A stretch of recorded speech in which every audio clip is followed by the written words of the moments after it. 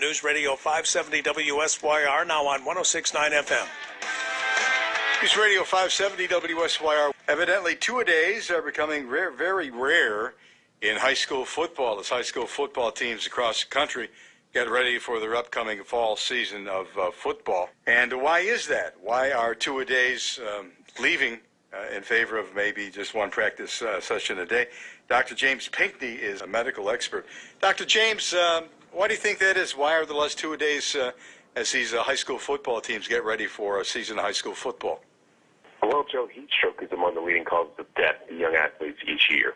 And one of the ways to prevent heat stroke and heat exhaustion is to limit the number of practices to one per day. So I believe that is the main reason that we're decreasing the number of practices from 2 to 1. Why is it different than years ago when we all had two-a-days when we were going to high school? I think awareness is up right now. We had 5 deaths in 2011, which is the most we've ever had. And it's one of those things where you have to be extremely cautious. You have to gradually ramp up the workout intensity to acclimate to the heat and the activity level. And I think we just have more knowledge now. It's just the same thing with concussions. You used to be able to go back in the game immediately when you had a concussion, and now you have protocols and you have to sit out. So I guess these schools do start two-a-days relatively quickly when they start their late summer training. Is that too fast, too soon? Well, you have to tailor it to the weather in the area that you're in. So you don't want to work out in the hottest part of the day.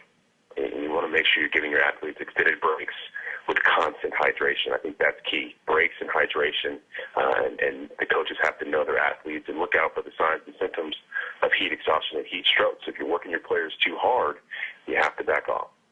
Now, if you were doing two-a-days and you're still going to do them, what amount of time is adequate between sessions if you're doing two-a-days anyway?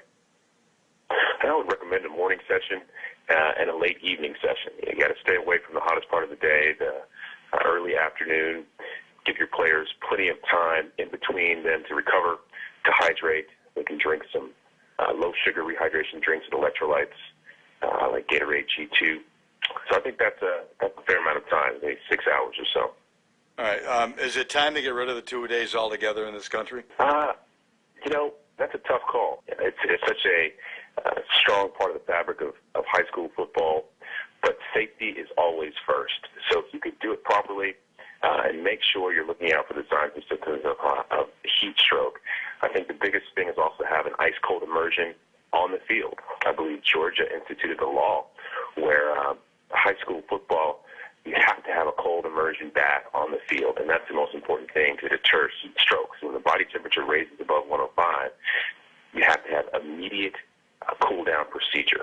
So you call 911, and then you have the player strip down and jump in that cold immersion for 15 to 20 minutes to lower that core temperature as fast as possible. So if we start implementing proper safety precautions, we can still do two-a-days. Dr. James Pinkney on two-a-days for high school football. Not the smartest thing, I guess, in the long run for these young athletes. News Radio 570 WSYR. News time is 7:48.